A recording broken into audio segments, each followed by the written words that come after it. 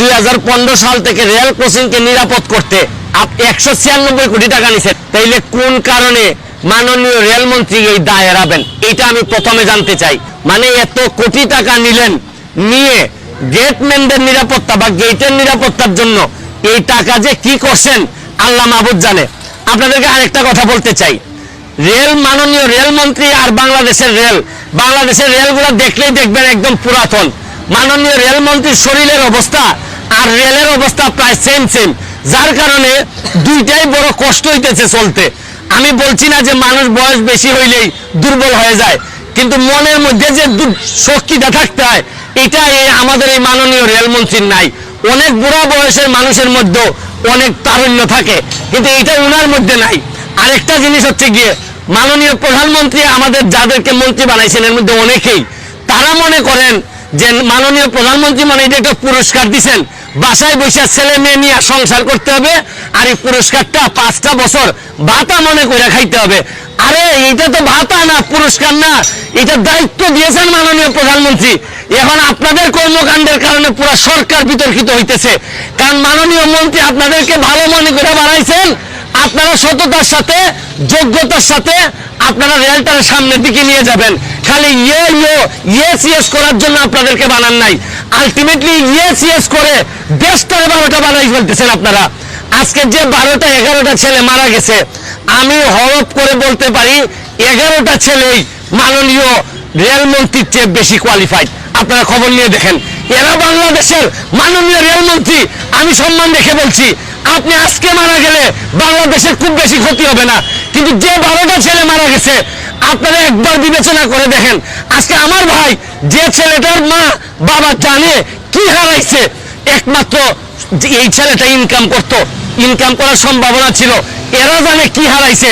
গেটম্যানের মামলা দিয়ে মনে রাখেন দুনিয়াতে রাজত্ব করতেছেন। তো আপনারও তো রেলমন্ত্রী, মাননীয় রেলমন্ত্রী, আপনারও ছেলে মেয়ে আছে, ব্যারিস্টার বানাইছেন, সুরক্ষিত করছেন এদেরকে, কিন্তু কাদেরকে অরক্ষিত করে দিচ্ছেন একবার বিবেচনায় নেন। আমার কথা পছন্দ হবে না, আমারা ধ্বংস করে দেন, কিন্তু নিজেরা শুধরাই যান। বঙ্গবন্ধুর সোনার বাংলা আপনাদের মতো লোকদের দিয়া যদি আরো 500 বছরে যায় তাও এই সোনার বাংলা হবে না। এই ফ্যামিলিগুলোর ক্ষতিপূরণ কে দিবে? এই 11টা ফ্যামিলি রাস্তায় বসে যাবে। এদের দায় যদি রাষ্ট্র নিতে না পারে, এই দেশ মানুষ কোনদিন এই দেশে মানুষের দেশপ্রেম হবে না। এরপর মাননীয় প্রধানমন্ত্রীর কাছে বলি, এইসব বলদ দিয়ে হাল চাষ হয় না। মাননীয় প্রধানমন্ত্রী এদেরকে বদলাইয়া ভালো লোক, বঙ্গবন্ধুর আদর্শের প্রকৃত যোগ্যতা সম্পন্ন তরুণদেরকে দিয়ে এগুলা চালান, তাইলে দেখবেন দেশটা আগাবে। ভালো থাকুন, সুস্থ থাকুন। ধন্যবাদ মাননীয় সদস্য, মাননীয় মন্ত্রী। মাননীয় স্পিকার, এই আখাউড়া থেকে সিলেট রেলপথটি ডবল গেজ করার জন্য এর আগেই টেন্ডার হয়েছিল, কিন্তু করোনাকালীন সময়ে এটা পিছিয়ে যায়। এটা নিয়ে এখন কাজ চলছে। এটা দ্রুত এই রেল লাইনের কাজ সম্পন্ন করার জন্য আমরা চেষ্টা করছি।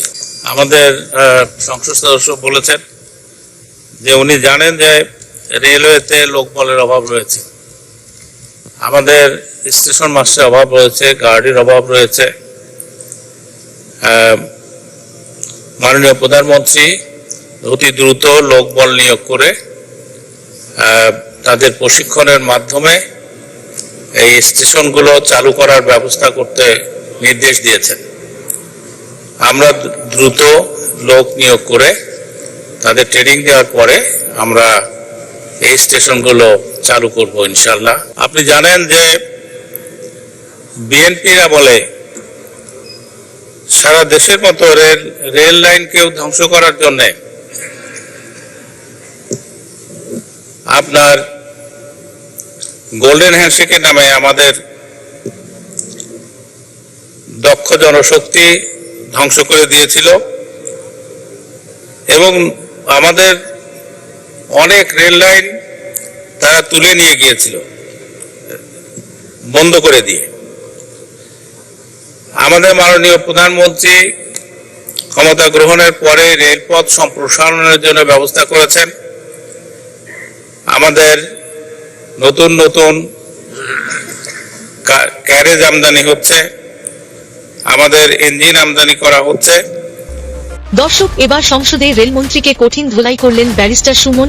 রেলমন্ত্রীর সকল দুর্নীতি ফাঁস করে দিয়েছে সংসদে এবার ব্যারিস্টার সুমন। দর্শক, ব্যারিস্টার সুমনকে নিয়ে তো আমার খুব চিন্তা হচ্ছে, কারণ তিনি যেভাবে সংসদে সাহসিকতার সহিত এমপি মন্ত্রীদের দুর্নীতি নিয়ে মুখ খুলছেন, তাতে বোঝা যাচ্ছে তিনি ফাটাকেষ্টর মতো ভূমিকা রাখছেন। পুরো সংসদ জেগে উঠেছে ব্যারিস্টার সুমন এর প্রতিবাদ দেখে। কি পরিমাণ সাহস হলে এইভাবে সত্য প্রচার করতে পারে, এটা কি ভাবা যায়? দর্শক, আপনারা ভালো করেই জানেন, চট্টগ্রামের মিরসরাইয়ে ক্রসিং পার হওয়ার সময় একটি মাইক্রোবাসে ট্রেনের ধাক্কা লেগে অন্তত 11 জন নিহত হয়েছেন। এই দুর্নীতি থেকে মন্ত্রী বাঁচার জন্য গেটম্যানকে ফাঁসিয়ে দেন, কিন্তু এই ঘটনায় গেটম্যানের কোন দোষ ছিল না, কারণ সবকিছুই নষ্ট ছিল। তাই তো তার প্রতিবাদ নিয়ে এবার সংসদে ঝড় তুলে দিলেন ব্যারিস্টার সুমন ভাই। রেলমন্ত্রীকে আমার মনে হয় খুব শিগগিরই বহিষ্কার করা হবে। সত্যিই ব্যারিস্টার সুমন ভাই একজন সত্য পথের পথিক। দর্শক, আপনারা কি কোন এমপি মন্ত্রীকে দেখেছেন এইভাবে প্রতিবাদ করতে? আমি তো আমার জীবনেও দেখিনি। তিনি সত্যিই একজন বীর পুরুষ। ভিডিওটি বেশি বেশি শেয়ার করে সকলকে দেখার সুযোগ করে দিন। ভালো থাকবেন, সুস্থ থাকবেন। দেখা হবে পরবর্তী কোনো ভিডিওতে। আর এই চ্যানেলে আপনি নতুন হয়ে থাকলে সাবস্ক্রাইব করে রাখুন, সবার আগে সত্য তথ্য পাবেন।